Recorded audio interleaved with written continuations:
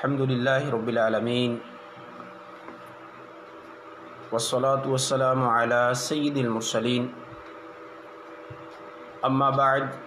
फ़अऊज़ु बिल्लाहि मिनश शैतानिर रजीम बिस्मिल्लाहिर रहमानिर रहीम अस्सलातु वस्सलामु अलैका या रसूलल्लाह व अला आलिका व अस्हाबिका या हबीबल्लाह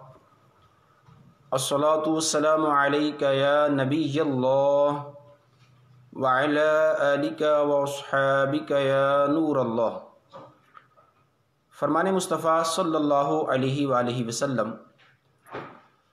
मन सल्ला अलैया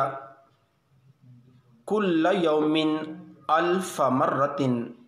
लम यमुत हत्ता यरा मक़अदहु फिल जन्नह औ कमा क़ाल। रसूल करीम रऊफ़ुर रहीम सल्लल्लाहु अलैहि वालैहि वसल्लम ने इरशाद फरमाया, मेरा जो उम्मती मुझ पर रोज़ाना 1000 मरतबा दुरूद पाक पढ़ने की आदत बना ले, वो उस वक्त तक न मरेगा जब तक जन्नत में अपना ठिकाना ना देख ले। सल्लू अलल हबीब सल्लल्लाहु तआला अला मुहम्मद सल्लल्लाहु अलैहि वालैहि वसल्लम। आज नमाज कोर्स के हवाले से हमारा तीसरा दिन है। गुज़श्ता कल हमने नमाज की शराइत और नमाज के फ़राइज़ से मुताल्लिक़ा सुनने की सआदत हासिल की। आज का हमारा जो टॉपिक है वो नमाज के वाजिबात और नमाज की सुन्नतें, इंशाअल्लाह इन दोनों से मुताल्लिक़ आज हम सुनने की सआदत हासिल करेंगे। अल्लाह करीम जल्ला वाला हमें मसाइले नमाज को अच्छे तरीके से याद रखने और उन पर अमल करने की सआदत अता फरमाए। नमाज के वाजिबात को बयान करने से पहले एक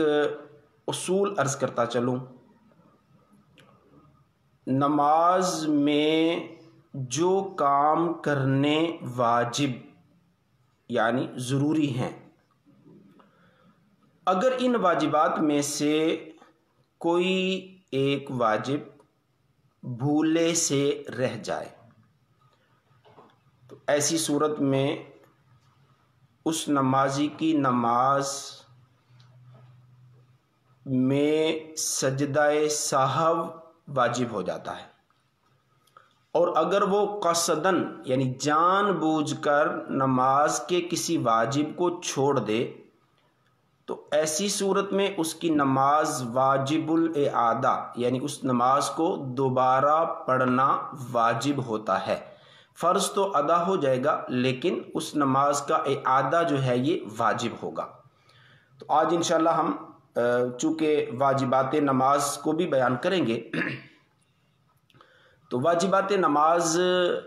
मुतअद्दिद हैं। बाज़ फ़ुक़हा ने इनको अगर ज़्यादा तफसील में ना जाया जाए तो तकरीबन 30 वाजिबात बयान किए, और अगर इनको डिटेल से जाकर देखा जाए तो ये कमो बेश 50 के करीब जो है वो वाजिबात बनते हैं। अब आप सोच रहे होंगे कि 30 वाजिबात भी हैं और 50 के करीब भी हैं, ये तादाद में फ़र्क कैसे होगा? तो मैं इंशाअल्लाह वो आपको जब वाजिबात बयान करूँगा तो साथ में उसकी तरफ भी इशारा कर दूँगा कि जिनके नज़दीक तादाद ज़्यादा है वाजिबात की, उन्होंने वाजिबात को थोड़ा गहराई में जाकर अलग अलग शुमार कर लिया। बल्कि अभी ज़िम्नन अर्ज़ कर देता हूँ, जैसे सूरह फ़ातिहा का पढ़ना वाजिब है। अब सूरह फ़ातिहा एक सूरत है तो गोया ये एक वाजिब हुआ। तो बाज़ फ़ुक़हा ने इसको एक वाजिब के तौर पर बयान किया, लेकिन बाज़ू ने कहा कि सूरह फ़ातिहा पढ़नी वाजिब है, इसकी हर आयत का पढ़ना वाजिब है। सूरह फ़ातिहा में 7 आयतें हैं तो गोया ये 7 वाजिबात हो गए। तो यूँ तादाद के अंदर जो है वो या तो 30 जैसे मैंने शुरू में अर्ज़ किया, या ये कि कम बेश 50 के करीब वाजिबात को बयान किया जाता है। तो इंशाअल्लाह अभी मैं तरतीब से कि जैसे ही नमाज का आगाज़ होता है तो आगाज़ नमाज से ही जो हमारी नमाज की तरतीब है उसी तरतीब से वाजिबात को बयान करने की कोशिश करूँगा, تاکہ آپ کو یاد رکھنا بھی آسان ہو، چونکہ یہ واجبات وہ چیزیں ہیں نماز کے اندر کہ ان کا یاد رکھنا نمازی کے لیے بہت ضروری ہے۔ سجدہ سہو کے حوالے سے بھی انشاءاللہ ہمارے ٹاپکس میں وہ بھی شامل ہے، وہ اپنے وقت پر انشاءاللہ جب آئے گا تو وہاں بھی عرض کیا جائے گا، لیکن میں اس اصول کو دوبارہ دہرا دیتا ہوں کہ اگر نمازی کو واجبات نماز یاد نہیں ہیں تو وہ اس بات کو صحیح طور پر سمجھ نہیں پائے گا کہ کس صورت میں مجھ سے کیا پرابلم نماز میں بنے گی تو مجھ پر سجدہ سہو واجب ہوگا، اور کیا صورت درپیش ہو جائے مجھے نماز میں تو پھر میری نماز واجب الاعادہ ہوگی۔ تو نماز کا واجب الاعادہ ہونا یا نماز میں سجدہ سہو کا واجب ہو جانا، اس کی جو بنیاد ہے، اس کی جو متعدد کئی صورتیں ہیں، وہ اس پر مشتمل ہیں کہ نمازی کو اپنے اس نماز کے واجبات کا علم ہو، چونکہ واجب بھولے سے چھوٹے گا تو سجدہ سہو ہے، اور اگر قصداً نمازی چھوڑ دے گا تو ایسی صورت میں اس کی نماز جو ہے وہ واجب الاعادہ ہو جاتی ہے۔ تو ابھی انشاءاللہ ہم ترتیب سے واجبات نماز کو سننے کی سعادت حاصل کرتے ہیں۔ سب سے پہلا واجب ہے کہ جب نمازی نے تکبیر تحریمہ کہنی ہے، یعنی اللہ اکبر کہنا ہے نماز میں داخل ہونے کے لیے، تو یہ لفظ اللہ اکبر یہ کہنا واجب ہے، کیونکہ گزشتہ کل میں یہ عرض کر چکا تھا کہ اگر نمازی لفظ اللہ اکبر کے علاوہ بھی کسی اور ایسے کلمے کو ادا کرتا ہے جو خالصتاً تعظیم الہی کے الفاظ ہیں تو اس سے انسان کی نماز شروع تو ہو جائے گی، لیکن چونکہ لفظ اللہ اکبر کے ذریعے سے تکبیر تحریمہ کہنا اور نماز میں داخل ہونا یہ واجب ہے، تو اس کی نماز وہ واجب الاعادہ ہوگی اگر وہ قصداً ایسا کرتا ہے۔ تو یوں سب سے پہلا جو ہمارا واجب ہے نماز کا وہ ہے لفظ اللہ اکبر کہہ کر تکبیر تحریمہ کہنا۔ دوسرا ہے الحمد شریف کو پڑھنا۔ اب جیسے میں نے شروع میں کہا الحمد یعنی سورہ فاتحہ، اس کو نماز میں تلاوت کرنا۔ اب اس کی چونکہ 7 آیتیں ہیں تو ہر آیت کا پڑھنا یہ واجب ہے، بلکہ فقہا فرماتے ہیں کہ ہر آیت بلکہ ہر لفظ جو سورہ فاتحہ کے الفاظ ہیں ان کا پڑھنا یہ نماز میں واجب ہے۔ اگر سورہ فاتحہ کا کوئی ایک لفظ بھی چھوٹ گیا تو ایسے نمازی کی نماز کا گویا واجب چھوٹا۔ تو یوں سورہ فاتحہ اس کی ہر آیت بلکہ آیت کا ہر کلمہ یہ نماز میں پڑھنا واجب ہے۔ اس سے آگے سورہ فاتحہ کے ساتھ سورت ملانا۔ اب وہ سورت کتنی ملانا واجب ہے، یعنی سورت کا ملانا واجب ہے۔ اب وہ سورت یا تو چھوٹی کوئی بھی سورت جیسے سورہ کوثر ہے انا اعطیناک الکوثر، یا کوئی سی 3 چھوٹی آیتیں اس کی تلاوت کر لے سورہ فاتحہ کے ساتھ، یا کوئی 1 یا 2 اتنی بڑی آیتیں پڑھے کہ جو قرآن پاک کی سب سے چھوٹی 3 آیتوں کے برابر ہو، تو اس کا یہ سورت ملانے والا واجب بھی ادا ہو جائے گا۔ اسی طرح فرض نماز کی پہلی 2 رکعتوں میں قراءت کرنا واجب ہے۔ فرض نماز کی پہلی 2 رکعتیں، اب وہ چاہے 3 رکعتی فرض ہو 4 رکعتی فرض ہو، تو ان 3 رکعتی یا 4 رکعتی نماز کی پہلی 2 رکعتوں میں قراءت کرنا یہ واجب ہے۔ اس کا مطلب کیا ہوا؟ بعضوں کے ذہن میں یہ سوال آ رہا ہوگا کہ اس کا مطلب یہ کہ اگر 4 رکعتی فرض نماز ہے تو آخری 2 میں قراءت کرنا ضروری نہیں۔ جی ہاں ایسا ہی ہے، لیکن فقہا فرماتے ہیں کہ اگر وہ 2 سے زائد رکعت والی فرض نماز ہے تو اس میں سورہ فاتحہ کا پڑھنا یہ افضل ہے، ثواب کا کام ہے، اچھا عمل ہے۔ لیکن اگر تیسری یا چوتھی رکعت جو فرض والی ہے اس میں وہ کوئی صورت بھی ساتھ ملا دیتا ہے تو سجدہ سہو واجب نہیں ہوگا، لیکن افضل یہ ہے نمازی کے لیے کہ وہ تیسری رکعت میں فرض کی یا چوتھی رکعت جو ہے اس میں فقط سورہ فاتحہ کو پڑھ لے۔ اگر بالفرض سورہ فاتحہ بھی نہیں پڑھتا تو بھی اس کی جو ہے وہ نماز ادا ہو جاتی ہے۔ 3 مرتبہ وہ سبحان اللہ سبحان اللہ سبحان اللہ کی صورت اگر وہ کر لیتا ہے تو بھی اس کی وہ نماز ادا ہو جائے گی، لیکن یہ فرض نماز کے ساتھ خاص ہے۔ تو فرض میں پہلی 2 رکعتوں میں قرات کرنا یہ بھی نماز کے واجبات میں سے ہے، اور الحمد اور اس کے ساتھ صورت ملانا فرض کی پہلی 2 رکعتوں میں یہ واجب ہے، اور اگر وہ نفل پڑھتا ہے تو نفل کی ہر رکعت میں سورہ فاتحہ کے ساتھ صورت ملانا یہ ضروری ہے، اور ایسے ہی وتر کی ہر رکعت کے اندر سورہ فاتحہ پڑھنا اور صورت ملانا یہ واجب۔ یعنی صرف فرض کے اندر جو ہے وہ فقہا نے یعنی اس کی رخصت دی ہے کہ پہلی 2 رکعتوں کے اندر سورہ فاتحہ اور صورت کا ملانا جو ہے وہ واجب ہے، بقیہ فرض کی رکعات کے اندر جو ہے وہ رخصت ہے۔ لیکن اگر وہ نفل ہیں، 4 رکعتی نفل ہیں، یا وہ وتر کی نماز ہے جیسے کہ 3 رکعت وتر ادا کیے جاتے ہیں، تو وتر ہوں، سنت مؤکدہ ہوں یا نوافل ہوں، ان کی ہر رکعت کے اندر سورہ فاتحہ کے ساتھ صورت ملانا واجب ہے۔ اسی طرح سورہ فاتحہ کا صورت جو دوسری بعد میں ملانی ہے اس سے پہلے ہونا بھی واجب ہے، یعنی یہ جو ترتیب ہے کہ پہلے سورہ فاتحہ پڑھی جائے گی اس کے بعد جو ہے وہ صورت کو ملایا جائے گا، تو یہ ترتیب بھی واجب ہے۔ یعنی اس کا مطلب یہ ہے کہ اگر کوئی سورہ فاتحہ پڑھنے سے پہلے کوئی اور صورت پڑھ لیتا ہے اور اس کے بعد سورہ فاتحہ پڑھتا ہے تو گویا اس کا وہ واجب چھوٹے گا،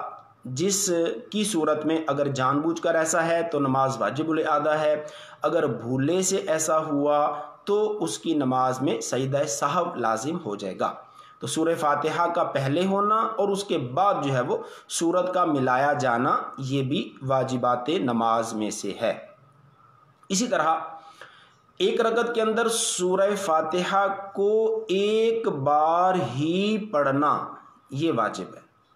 اگر کوئی سورہ فاتحہ کا تکرار کرتا ہے یعنی ایک سے زائد بار پڑھتا ہے تو اس صورت میں بھی واجب کا ترک کرنا یعنی چھوڑنا لازم آئے گا۔ اس کو اس طور پر بھی سمجھا جا سکتا ہے کہ یعنی بعض اوقات ایسی صورت درپیش ہوتی ہے کہ انسان امامت کر رہا ہے اور وہ نماز ایسی تھی کہ جس میں بلند آواز سے قرات کرنی تھی، امام صاحب کی توجہ نہ رہی اور انہوں نے اللہ اکبر کہنے کے بعد ثنا پڑھی اور ثنا پڑھنے کے بعد سورہ فاتحہ کو آہستہ پڑھنا شروع کر دیا۔ اب کرنا جہر تھا یعنی بلند آواز سے پڑھنا تھا، لیکن انہوں نے اس کو سر کرنا یعنی آہستہ پڑھنا شروع کر دیا۔ تو اب ایسی صورت میں یہ دیکھنا ہوگا کہ اگر امام صاحب کو یاد آ گیا کہ میں نے تو بلند آواز سے قرات کرنی تھی، تو فقہا فرماتے ہیں اب اس امام صاحب کو، اس نمازی کو یہ دیکھنا ہوگا کہ اگر وہ سورہ فاتحہ انہوں نے آدھی سے کم پڑھی تھی تو ایسی صورت میں اگر وہ سورہ فاتحہ کو دوبارہ شروع سے بلند آواز سے پڑھتے ہیں تو ترک واجب نہیں ہوگا، لیکن اگر وہ آدھی سورہ فاتحہ آہستہ پڑھ چکے تھے، اب جیسے ہی یاد آیا تو جہاں تک سورہ فاتحہ پڑھی تھی وہیں سے آگے جو ہے وہ جہر کر کے پڑھنا شروع کر دیں، سورہ فاتحہ کو ابھی شروع سے نہیں پڑھیں گے۔ اگر انہوں نے سورہ فاتحہ کو شروع سے پڑھنا شروع کر دیا بلند آواز سے تو یہ سورہ فاتحہ کا تکرار لازم آئے گا، اور سورہ فاتحہ کا ایک رکعت میں ایک بار ہونا ہی واجب ہے۔ اس لیے اگر کوئی 2 مرتبہ پڑھے گا تو یہ نماز کے واجب کا ترک کرنا لازم آئے گا۔ اسی طرح سورہ فاتحہ اور جو اس کے ساتھ صورت ملائی جانی ہے، ان دونوں کے درمیان اجنبی فعل کے ساتھ فاصلہ نہیں ہونا چاہیے۔ یعنی الحمد شریف پڑھی، اب اس کے بعد آمین آہستہ سے کہی جاتی ہے، تو آمین جو ہے یہ سورہ فاتحہ کے تابع ہے، وہ اجنبی کے ذریعے سے فاصلہ کرنا یا جدائی ڈالنا صورت فاتحہ اور صورت کے اندر وہ لازم نہیں آتا۔ ایسے ہی اگر وہ سورت سے پہلے بسم اللہ شریف پڑھتے ہیں تو بسم اللہ چونکہ وہ سورت یعنی قرات کے تابع ہے تو وہ بھی اجنبی کے ذریعے سے فاصلہ کرنا لازم نہیں آئے گا، لیکن اگر وہ آمین اور بسم اللہ کے علاوہ کسی اور چیز کے ذریعے سے سورہ فاتحہ اور سورت کے درمیان جو ہے وہ فاصلہ کر جاتا ہے تو یہ فاصلہ اجنبی عمل سے نہ کرنا واجب تھا، اگر کر دیا تو اس سے بھی واجب کا چھوڑنا لازم آئے گا۔ اسی طرح ایک سجدے کے بعد دوسرا سجدہ کرنا، یعنی گویا پے در پے یکے بعد دیگرے،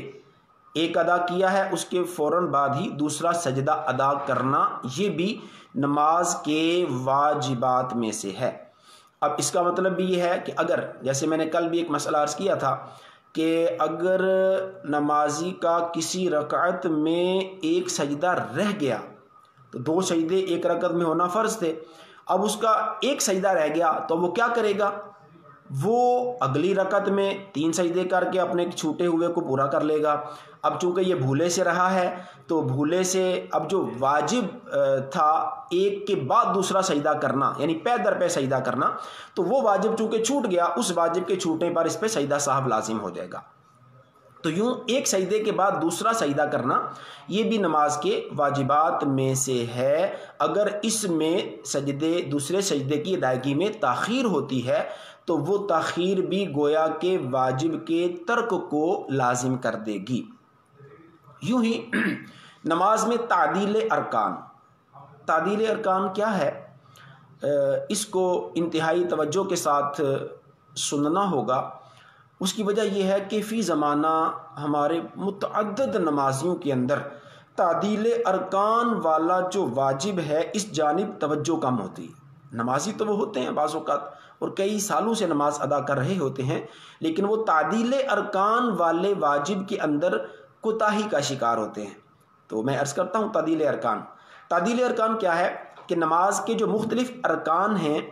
ان ارکان کو تعدیل یعنی ٹھہر ٹھہر کر ادا کرنا۔ مثال کے طور پر نمازی رکوع میں گیا، رکوع سے جب اٹھا اس کو کہتے ہیں قومہ، رکوع سے اٹھا کمر بالکل سیدھی نہ کی تھی کہ سجدے میں چلا گیا، تو اب اس نے گویا تعدیل ارکان نہیں کیا، جو قومے والا رکن تھا اس رکن کو اس نے ٹھہر کر ادا نہ کیا، اور کم از کم ایک بار سبحان اللہ، جتنی دیر میں سبحان اللہ کہا جا رہا ہے، جتنا اس میں ٹائم لگ رہا ہے، اتنی دیر اس کا قومے کے اندر ٹھہرنا یہ تعدیل ارکان ہے، اور اگر وہ اتنی دیر نہ ٹھہرا تو اس کا یہ تعدیل ارکان والا جو واجب ہے یہ چھوٹ جائے گا۔ ایسے ہی جب نمازی سجدہ کرتا ہے تو ایک سجدے کے بعد جب وہ بیٹھتا ہے، اس بیٹھنے کو جلسہ کہتے ہیں، تو اس جلسے کو بھی اس طرح ادا کرنا ہوگا کہ جب ایک سجدہ کر کے نمازی بیٹھے گا تو اپنی کمر کو وہ یعنی بالکل یوں سیدھا کرے گا، کمر میں خم نہ ہو، اور وہ سیدھا کرنا کم از کم ایک بار سبحان اللہ کی مقدار پایا جانا یہ نماز کے واجبات میں سے ہے، اور اس کو تعدیل ارکان سے جو ہے وہ تعبیر کیا جاتا ہے۔ تو یوں رکوع سے اٹھنا اور 2 سجدوں کے درمیان جو بیٹھنا ہے، اس بیٹھنے میں تعدیل ارکان اس کا لحاظ ضروری ہے، یہ نماز کے واجبات میں سے ہے۔ اگر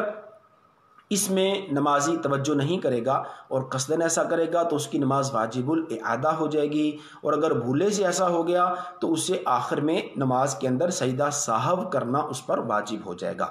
تو یہ تعدیل ارکان بھی نماز کے واجبات میں سے ایک واجب ہے۔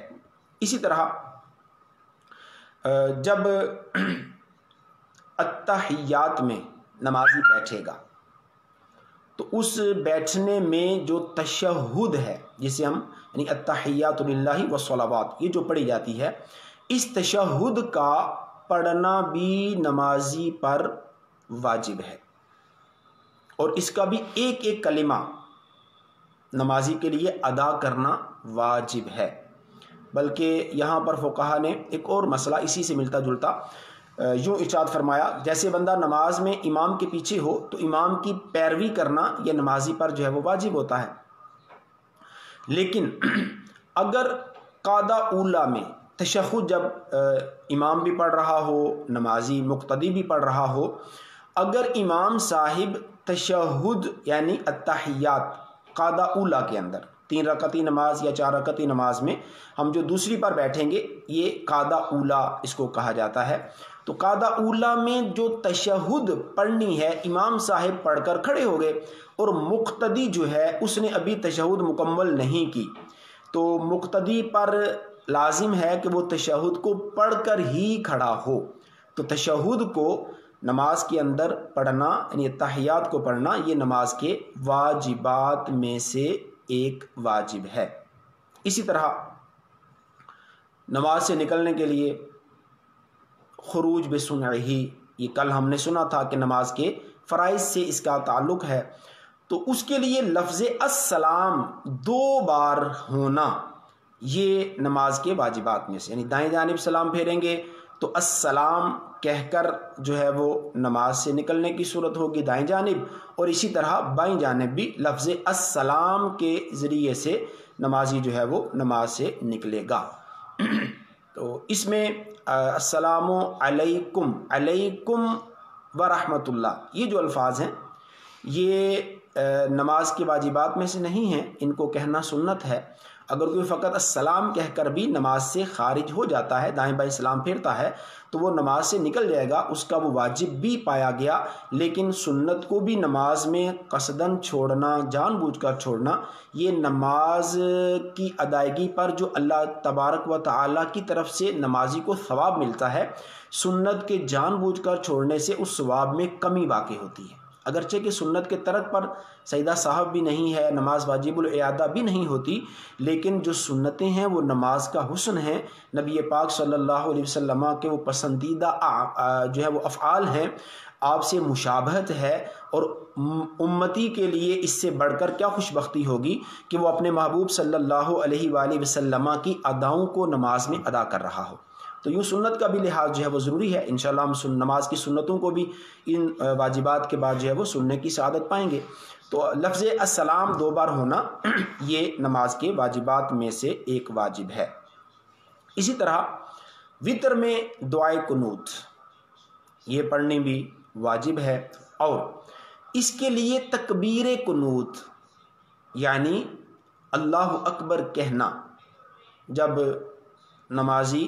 وتر ادا کرتا ہے، تیسری رکعت میں جب جاتا ہے تو تیسری رکعت میں اس نے دعائے قنوت پڑھنی ہے، دعائے قنوت کا پڑھنا بھی واجب ہے، اور اس کے لیے تکبیر قنوت یعنی اللہ اکبر کہنا بھی واجب ہے۔ تو یہاں ہاتھ اٹھانا واجب نہیں ہے، ہاتھ اٹھانا سنت ہے، لیکن تکبیر کہنا جو ہے یہ واجب ہے، یعنی اللہ اکبر کہہ کر جو نمازی دعائے قنوت پڑھتا ہے تو یہ تکبیر قنوت یعنی اللہ اکبر کہنا بھی واجب ہوا، اور دعائے قنوت کا پڑھنا بھی واجب ہوا۔ اور دعائے قنوت سے مراد یہ نہیں کہ وہ مخصوص جو ہم دعا پڑھتے ہیں اسی کا پڑھنا واجب ہے، دعائے قنوت احادیث میں جتنی بھی دعائیں مروی ہیں ان دعاؤں میں سے کوئی سی بھی دعا پڑھ لے گا تو وہ دعائے قنوت کے پڑھنے والا واجب جو ہے وہ ادا ہو جائے گا، لیکن تکبیر قنوت کہنا بھی واجب ہے اور دعائے قنوت پڑھنا بھی نماز کے واجبات میں سے ہے۔ ہاں، یہاں پر بھی ایک مسئلہ ضمناً عرض کرتا چلوں، فقہا فرماتے ہیں کہ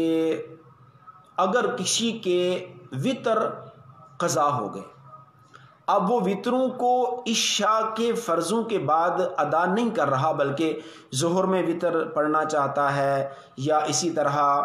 مغرب کی نماز کے بعد وتر پڑھنا چاہتا ہے، یا اس کے علاوہ کسی اور وقت میں جس میں نماز کا پڑھنا جائز ہو، چونکہ 3 مکروہ اوقات میں رکوع اور سجدے والی نماز جو ہے اس کا پڑھنا ناجائز ہے، وہ نہیں پڑھ سکتے، ان 3 اوقات کے علاوہ جس وقت میں بھی اپنے وتر قضا ادا کرنا چاہے تو اس میں وہ تکبیر قنوت تو کہے گا، اللہ اکبر تو کہے گا، لیکن فقہا فرماتے ہیں کہ اس وقت اپنے ہاتھوں کو نہ اٹھائے، کیونکہ اب دن میں وطر نہیں ہے، مغرب کے بعد وطر نہیں ہے، ظہر کی نماز کے بعد وطر نہیں ہوتے، تو وہاں جو مسجد میں نمازی بیٹھے ہوں گے جب وہ دیکھیں گے کہ اس بندے کو کہ اس نے جو ہے نا وہ ہاتھوں کو کانوں تک اٹھایا ہے تیسری رکعت کے اندر، تو وہ سمجھ جائیں گے کہ یہ اپنے وطروں کی قضا کر رہا ہے۔ تو اب یہ نماز کا قضا ہونا گناہ، اور پھر اس گناہ کا لوگوں پر اظہار کرنا بھی گناہ ہے، تو لہٰذا ایسی صورت میں نمازی کو فقہا نے یہ چھوٹ دی ہے، اگر وہ اس طرح لوگوں کے درمیان کھڑے ہو کر اپنے قضا وطر ادا کرنا چاہ رہا ہے تو وہ اس صورت کے اندر تکبیر تو کہہ لے لیکن ہاتھوں کو اٹھا کر کانوں تک نہ لے کر جائے، بلکہ تکبیر کہنے کے بعد وہ دعائے قنوت پڑھ کے اپنی تیسری رکعت کو ادا کر لے گا۔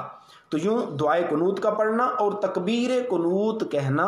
یہ وطر کے اندر جو ہے وہ واجب ہے۔ ایسے ہی دونوں عیدوں، چھوٹی بڑی عید، بقر عید اور میٹھی عید، ان میں جو 6 زائد تکبیریں ہیں یہ 6 تکبیریں بھی واجبات نماز عید سے ہیں۔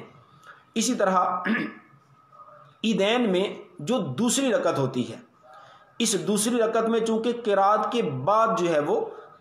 تکبیریں کہی جاتی ہیں، تو دوسری رکعت میں عیدین کے اندر جب 3 تکبیریں کہہ کر اس نے چوتھی تکبیر جو رکوع کے لیے کہنی ہے، تو یہ تکبیر رکوع عیدین کی دوسری رکعت میں یہ بھی واجبات نماز میں سے ہے۔ عام طور پر تو جتنی بھی تکبیریں ہیں تکبیر تحریمہ کے علاوہ، چاہے وہ رکوع میں جانے کی تکبیر ہو یا سجدے میں جانے کی، سجدے سے اٹھنے کی، دوسرے سجدے میں جانے کی، یا تحیات میں بیٹھنے کی، جتنی بھی تکبیرات انتقال ہیں یعنی ایک رکن سے دوسرے رکن میں منتقل ہونے والی تکبیریں، تو وہ تمام کی تمام تکبیرات کا ادا کرنا سنت ہے۔ لیکن عیدین کے اندر دوسری رکعت میں جب 3 زائد عید والی تکبیریں نمازی کہہ چکا ہوگا تو اب چوتھی جو تکبیر رکوع کی کہنی ہے، یہ تکبیر رکوع عیدین میں واجب نماز میں سے ہے، نماز کے واجبات میں سے ہے۔ اسی طرح اس تکبیر کے لیے لفظ اللہ اکبر کا ہونا یہ بھی جو ہے وہ واجبات نماز سے ہے۔ ایسے ہی ہر جہری نماز میں امام کو جہر سے قرات کرنا، جیسے مغرب ہے، عشاء ہے، فجر ہے، یہ تینوں نمازیں وہ ہیں کہ جن میں بلند آواز سے قراءت کی جاتی ہے، تو ان کو کہتے ہیں جہر۔ جہر کہتے ہیں نہیں زور سے کہنا، زور سے پڑھنا، بلند آواز سے جو ہے وہ قراءت کرنا۔ تو جہری نمازوں میں امام کا جہر کرنا یہ نماز کے واجبات میں سے ہے، اور ایسے ہی سری نماز میں یعنی ظہر ہے، عصر ہے، اس میں چونکہ بلند آواز سے قراءت نہیں کی جاتی، آہستہ قراءت کی جاتی ہے، تو یہ آہستہ قراءت کرنا یہ نماز کے واجبات میں سے ہے۔ یعنی اس کا مطلب یہ ہوا کہ اگر کوئی سری نماز میں جہر کرتا ہے یا جہری نماز میں سر کرتا ہے،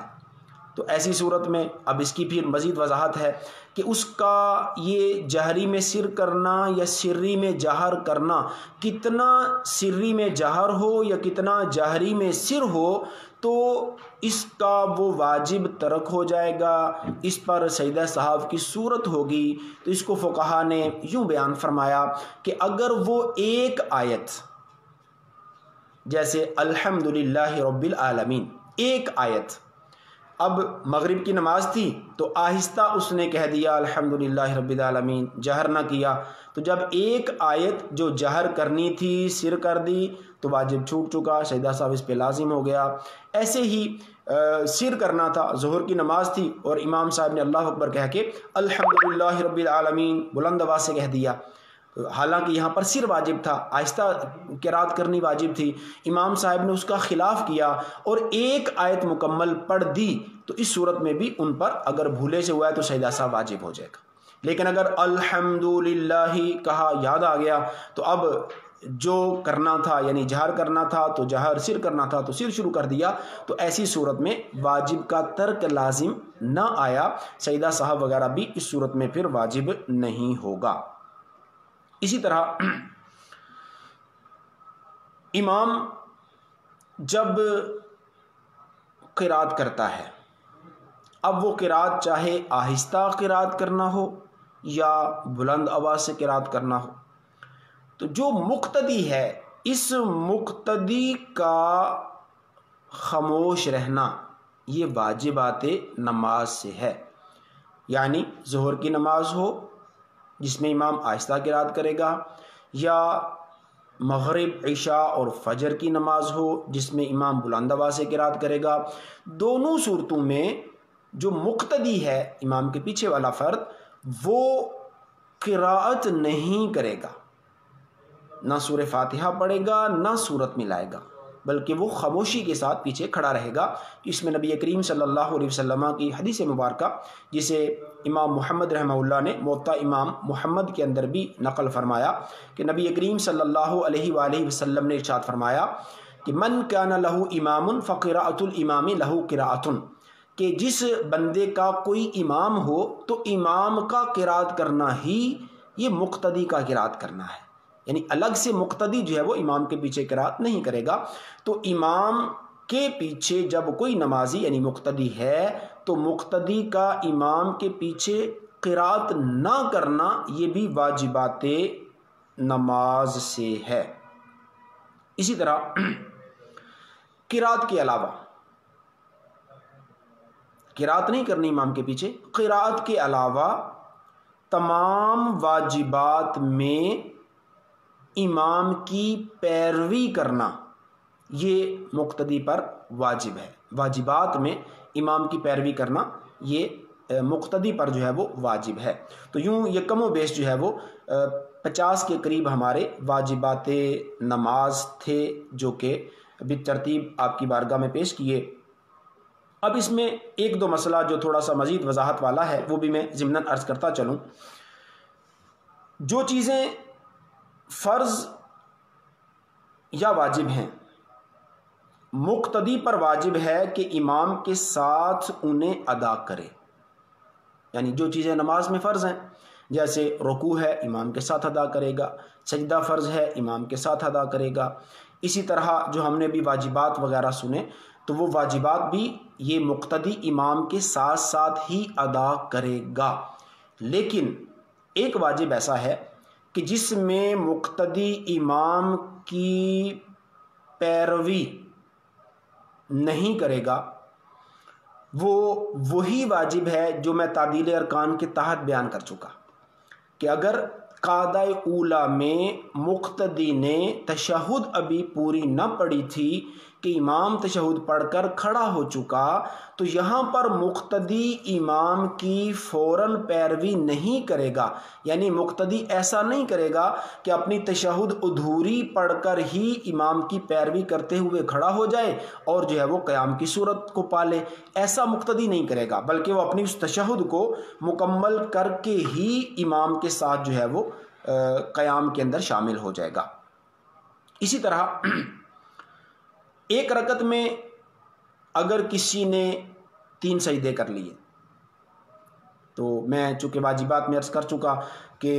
2 سجدے نماز میں یہ واجبات یہ ہر رکعت میں 2 سجدے ہونا یہ فرائض میں سے تھا، لیکن ایک کے بعد دوسرا یعنی یک کے بعد دوسرا پے در پے ادا کرنا یہ نماز کے واجبات سے ہے، اور 2 ہی سجدے ایک رکعت میں ہوں یہ بھی نماز کے واجبات میں سے ہے۔ اگر کوئی 3 کر لیتا ہے تو ایسی صورت میں اس کا وہ واجب کا ترک لازم آئے گا۔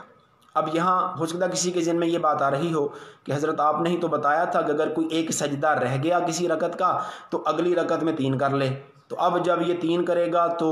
اس نے تو واجب کو چھوڑ دیا، کیونکہ ہر رکعت میں 2 سجدے ہی ہونا جو ہے وہ نماز کے واجبات میں سے ہے، 2 سے زائد نہیں کرنے۔ تو لیکن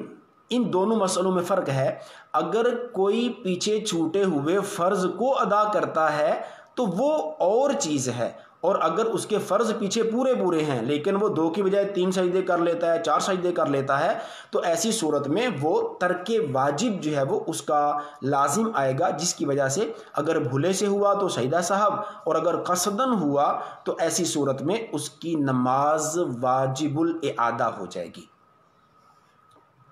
اچھا، اسی طرح جو مقتدی ہے، امام کے پیچھے نماز پڑھنے والا، مقتدی قاعدہ اولا میں امام سے پہلے تشہد پڑھ چکا. پہلے صورت یہ بیان کی تھی کہ امام صاحب نے پہلے پڑھ لی، وہ کھڑے ہو گئے، تو مقتدی تشہد مکمل کر کے ہی کھڑا ہو، یہ مقتدی کے لیے حکم تھا. اب اگر اس کا برعکس ہو جاتا ہے کہ مقتدی نے تشہد جلدی سے پڑھ لی، درود ابراہیمی سے پہلے قاعدہ اولا کی صورت ہے، اور امام صاحب جو ہیں وہ بھی تشہد ادا کر رہے ہیں، اور عموماً ایسا ہوتا ہے کہ امام تھوڑا ٹھہر کر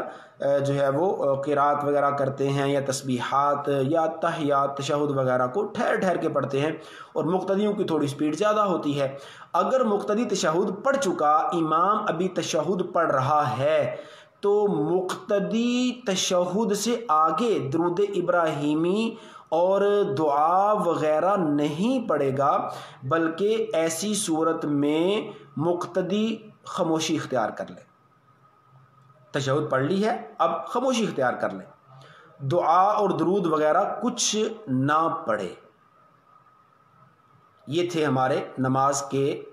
کم و بیش 50 واجبات، اور ان کی کچھ جو میں نے تفصیل عرض کی. اس کے بعد ہیں نماز کی سنتیں. نماز کی سنتیں تو متعدد ہیں، کم و بیش فقہا نے 90 کے قریب سنتوں کو بیان کیا. اب ظاہر ہے اگر میں 90 سنتوں کو ایک ایک کر کے بغیر وضاحت کے بھی بیان کروں تو اس کے لیے ٹائم درکار ہے. میں کوشش کرتا ہوں انشاءاللہ، کچھ ترتیب میرے ذہن میں ہے، میں اس ترتیب سے آپ کی بارگاہ میں نماز کی سنتوں کو جو ہے وہ پیش کرنے لگا ہوں، تاکہ کچھ نہ کچھ جو ہے وہ ہمارے ذہن میں یہ سنن جو ہیں وہ بیٹھ جائیں، اور جب ہم نماز ادا کریں تو اس طور پر نماز ادا کریں کہ اس میں سنتوں کا بھی لحاظ ہو، مستحبات کا بھی لحاظ ہو، واجبات نماز بھی نمازی کے پیش نظر ہوں، اور فرائض نماز بھی نمازی کے پیش نظر ہوں. جب اس طرح نمازی نماز ادا کرے گا نا، تو عموماً جو نمازی بیچارے اس طرح کی باتیں کرتے ہیں نا، ہمیں نماز میں وسوسے آتے ہیں، خیالات آتے ہیں، توجہ ہماری ادھر ادھر بٹ جاتی ہے، نماز میں دھیان نہیں رہتا. تو اگر ہم ان چیزوں کو پیش نظر رکھیں گے کہ یعنی جیسے میں الحمدللہ آج آپ کے سامنے واجبات نماز پیش کیے، تو اگر واجبات نماز کو آپ ترتیب سے ذہن میں بٹھا لیتے ہیں، اور آپ جب جو واجب ادا کر رہے ہوں آپ کے ذہن میں وہ واجب جو ہے وہ موجود ہو، تو میں نہیں سمجھتا کہ اب آپ کا دھیان کہیں کسی جو ہے وہ مطلب اور بات کی طرف چلا جائے، کسی اور مقام کی طرف چلا جائے، یا اور چیزیں جو ہیں وہ ذہن کے اندر آنی شروع ہو جائیں. جب میرے ذہن کے اندر ہوں گے ہی واجبات نماز، نماز کی سنتیں، نماز کے مستحبات، تو انشاءاللہ اس طرح کے جو خیالات، تصورات ہوں گے ان سے نمازی کی جان چھوٹ جائے گی. ویسے اگر کسی کو نماز میں وسوسے آتے ہوں تو سیدنا امام اعظم ابو حنیفہ رحمہ اللہ سے سوال کیا گیا کہ حضرت نماز میں وسوسے آتے ہیں، تو آپ رحمۃ اللہ تعالیٰ نے فرمایا کہ جب تم قیام میں ہو تو ہاتھ چونکہ ناف سے تھوڑا سا نیچے باندھے ہوتے ہیں نمازی نے، تو فرمایا تھوڑا سا ہلکا سا اپنے ہاتھوں کو پیٹ کے ساتھ دبائیں، یعنی جہاں پر ہاتھ بندھے ہوئے ہیں ناف سے نیچے، تھوڑا سا ناف کے نیچے کے مقام کو ہاتھوں سے دبائیں. تو امام اعظم فرماتے ہیں چونکہ وسوسوں کے اٹھنے کا یہ مقام ہے، تو جب نمازی ہلکا سا اس کو دبا کر رکھے گا تو انشاءاللہ اللہ کریم جل وعلا کی رحمت سے امید ہے کہ اس نمازی کو نماز میں وسوسے نہیں آئیں گے. ویسے بھی جس کو وساوس وغیرہ آتے ہوں تو الحمدللہ دعوت اسلامی کے مکتبۃ المدینہ نے وسوسے اور ان کا علاج نامی رسالہ بھی جو ہے وہ چھاپا ہوا ہے، تو وہ رسالہ آپ حاصل کر لیں. دعوت اسلامی کی ویب سائٹ سے اس رسالے کو پڑھا جا سکتا ہے، ڈاؤن لوڈ کیا جا سکتا ہے، اس کو پرنٹ آؤٹ کیا جا سکتا ہے. تو یہ بڑا کمال کا جو ہے وہ رسالہ ہے، اس کا مطالعہ فرمائیں. انشاءاللہ اللہ پاک نے چاہا تو اس کے مطالعہ کے بعد جو چیزیں اس میں لکھی ہیں اگر ہم اس کو ذہن میں بٹھائیں گے، جو اس میں اوراد و وظائف ہیں ان کو ہم کرنے کی کوشش کریں گے، تو نماز میں اور نماز کے علاوہ بھی جو ہے وہ وسوسے جن کو آتے ہوں گے انشاءاللہ ان وساوس سے ایسے بندے کی جو ہے وہ جان چھوٹ جائے گی. اب آ جائیں نماز کی سنتوں کی طرف. تو سب سے پہلے ہم لیتے ہیں تکبیر تحریمہ. تکبیر تحریمہ میں اب نماز یعنی کیونکہ نماز کی سنتیں، اب نماز ہے تکبیر تحریمہ سے لے کر سلام پھیرنے تک، اس کو ہم نماز ظاہرہ کہتے ہیں سارے افعال کو. تو اب اس کی سنتیں بھی ہر عمل میں سنتیں الگ الگ ہیں. مثلا تکبیر تحریمہ کہنی ہے تو تکبیر تحریمہ کہنے کے لیے ہاتھوں کو اٹھانا، تو یہ ہاتھ اٹھانا جو ہے یہ سنت ہے. اگر کوئی ہاتھ اٹھائے بغیر بھی تکبیر تحریمہ کہے گا تو تکبیر تحریمہ ہو جائے گی، لیکن سنت جو ہے وہ چھوٹے گی. تو ہاتھوں کو اٹھانا یہ سنت. پھر ہاتھ کیسے اٹھائیں؟ بعض نمازی ہوتے ہیں وہ ہاتھوں کو یوں اٹھاتے ہیں، یعنی انگلیاں جو ہے وہ مشرق کی جانب ہوتی ہیں، یا انگلیاں یوں آگے کی طرف ہوتی ہیں، اس طرح جو اللہ اکبر کر رہے ہوتے ہیں. تو سنت کیا ہے کہ ہاتھوں کو اٹھانا سنت، اور پھر ہاتھ یوں اٹھائے جائیں کہ جو ہاتھوں کی ہتھیلیاں ہیں، یہ جو ہاتھ کا یہ والا حصہ ہے سامنے والا، یہ جانب قبلہ ہو، یعنی اس طرح ہاتھوں کو اٹھایا جائے. یہ امید ہے کہ آپ کو میرے ہاتھ نظر آ رہے ہوں گے. تو اس طور پر ہاتھوں کو اٹھا کر تکبیر تحریمہ کہنی ہے. تو ہاتھ اٹھانا سنت، اور ہاتھ کی ہتھیلیوں کا جانب قبلہ ہونا یہ سنت. اور اسی طرح یہ جو ہاتھ کی انگلیاں ہیں ان کو نہ یوں بہت زیادہ آپس میں ملایا ہو اور نہ یوں بہت زیادہ کھلی ہوئی ہوں، بلکہ نارمل حالت میں کہ جس میں کسی قسم کا تردد نہ ہو، تکلف نہ ہو، نارمل حالت میں اپنی انگلیوں کو جو ہے وہ رکھا جائے، اور اس طور پر ہاتھوں کو اٹھا کر ہتھیلیوں کو جانب قبلہ رکھ کر تکبیر تحریمہ کہنا جو ہے یہ سنت ہے. اسی طرح تکبیر تحریمہ کہنے میں بھی ہمارے متعدد نمازی جو ہیں وہ مطلب سنت کا لحاظ نہیں رکھتے. مثال کے طور پر ابھی میں آپ کو پریکٹیکلی عرض کرتا ہوں کہ تکبیر تحریمہ یوں کہیں، ابھی ہاتھ اٹھا کر کانوں کی طرف لے کر جا رہا ہوں اور ساتھ میں اللہ اکبر کہہ رہا ہوں، اللہ اکبر، یہ خلاف سنت. اور یوں بھی خلاف سنت ہے کہ اللہ اکبر ہاتھ ادھر ہی ہیں اور اکبر کی را ادا ہو چکی. سنت یہ ہے کہ ہاتھوں کو کانوں کی جو ہے وہ لو کے برابر اٹھائے جائیں. کانوں کو ہاتھ کے انگوٹھے لگانے کے بعد جیسے ہی لگائے، اب لفظ اللہ اکبر کا حمزہ ادا کرنا ہے اور ادھر سے ہاتھوں کو نیچے لانا ہے. اللہ اکبر، اکبر کی را ادا کرے تو اس کے ہاتھ ناف کے نیچے بند چکے ہوں. اس طور پر تکبیر تحریمہ کہنا سنت ہے، یعنی یوں اللہ اکبر.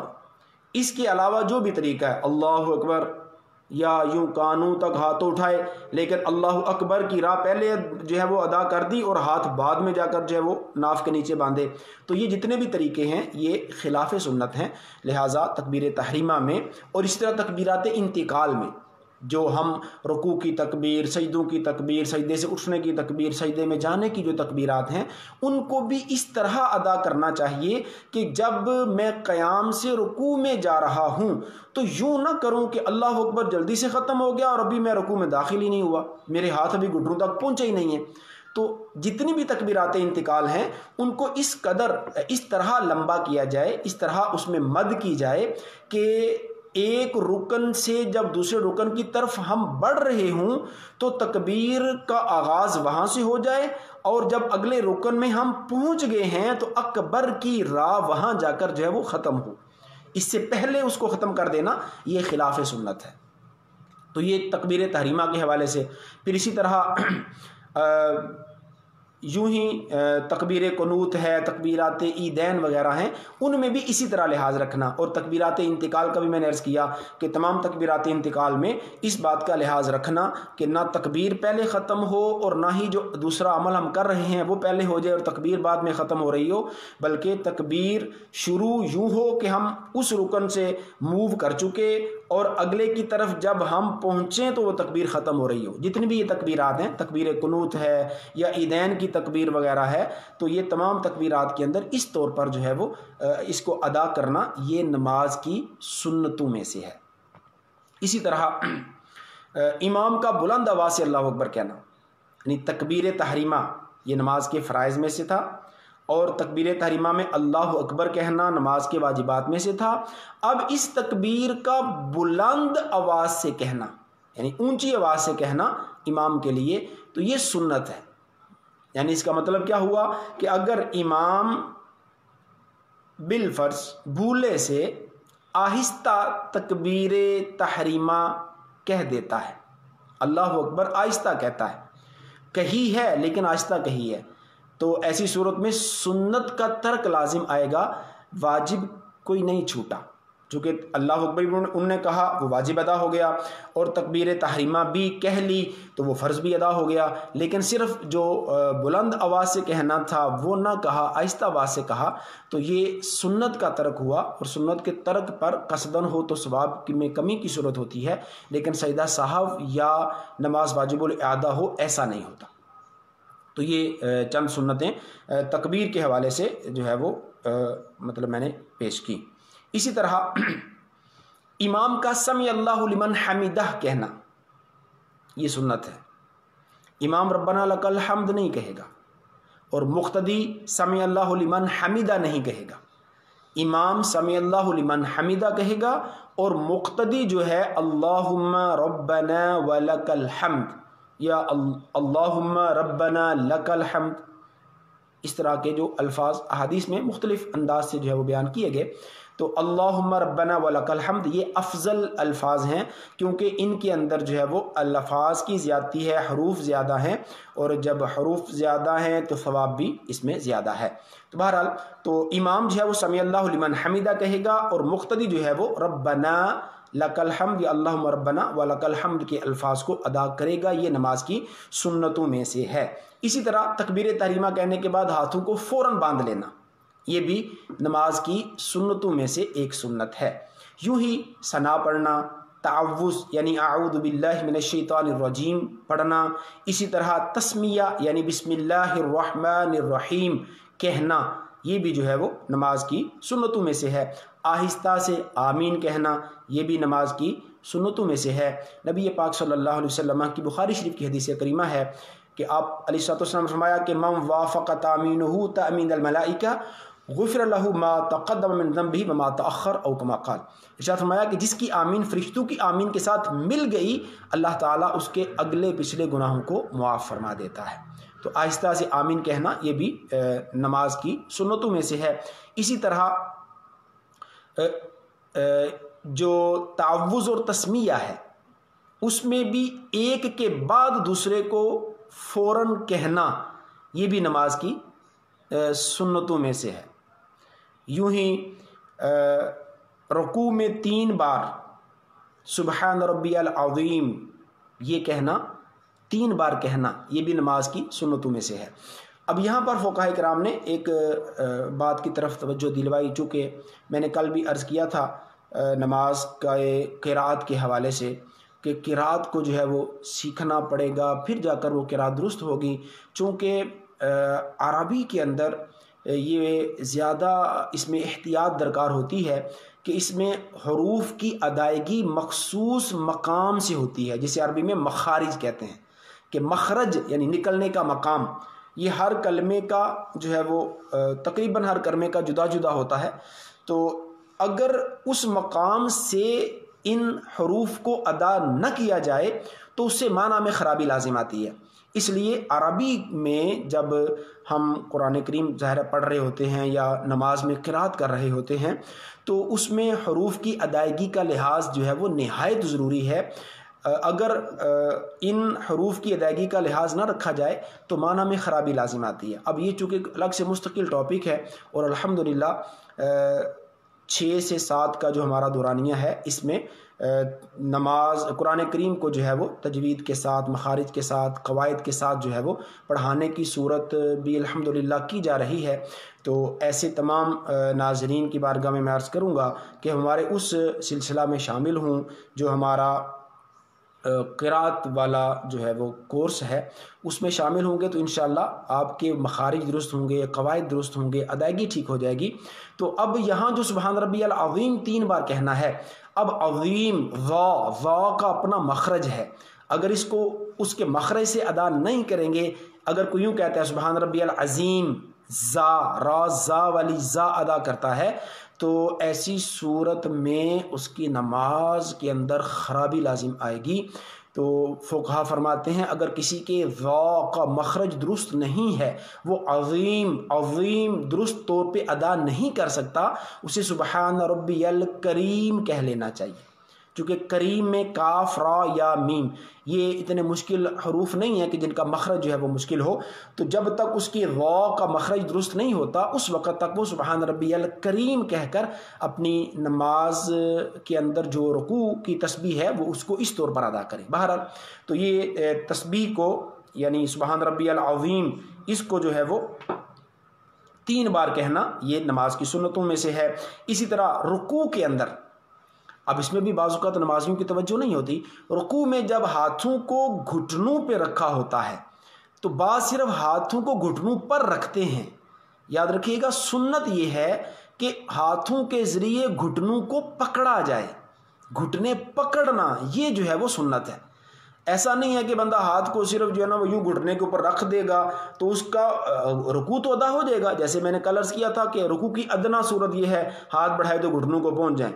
لیکن رکوع کا کامل درجہ یہ ہے رکوع میں سنن کا اگر لحاظ رکھ کر رکوع ادا کرتا ہے تو ایسے نمازی کے لیے چونکہ ثواب کی بھی زیادتی ہے، اس کو ثواب زیادہ ملے گا۔ تو رکوع میں جب جانا ہے تو یوں جانا ہے کہ اپنے گھٹنوں کو اس انداز میں پکڑنا ہے، انگلیاں جو ہیں وہ گویا کہ اس کے گھٹنوں کے اگل بغل آ جائیں گی اور یوں وہ اپنی ہتھیلی کو گھٹنے پہ رکھ کے جو ہے وہ گھٹنوں کو پکڑے گا، تو گھٹنوں کو پکڑنا یہ جو ہے وہ نماز کے اندر رکوع میں سنن میں سے ہے۔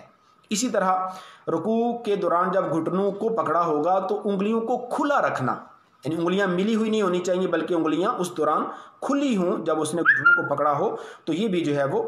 نماز کی سنن میں سے ہے۔ اسی طرح جب نمازی سجدہ کرتا ہے تو سجدے کے اندر بھی کچھ کام ایسے ہیں جو سنت ہیں، مثلا ران اور پیٹ ان کا ایک دوسرے سے جدا ہونا یہ سنت ہے۔ اسی طرح یہ جو انسان کے بازو ہیں، بازو کا کروٹوں سے جدا ہونا، یعنی سجدے میں یوں جو ہے وہ اپنے بازو جسم کے ساتھ چپکائے گا نہیں بلکہ اس کے بازو جو ہے وہ جدا ہونے چاہیے، تو بازو کروٹوں سے جدا ہوں، رانے پیٹ سے جدا ہوں، یعنی سمٹ کر سجدہ نہیں کرنا بلکہ اپنے اعضاء کو نارمل انداز میں ایک عضو کو دوسرے سے جدا رکھ کر، یعنی ران کو پیٹ سے جدا رکھ کر اور کروٹوں سے اپنے بازوؤں کو جو ہے وہ جدا رکھ کر وہ نماز کو ادا کرے گا، یہ سجدے کے اندر جو ہے وہ سنت ہے۔ اسی طرح سجدے کے اندر کلائی نہیں بچھائے گا،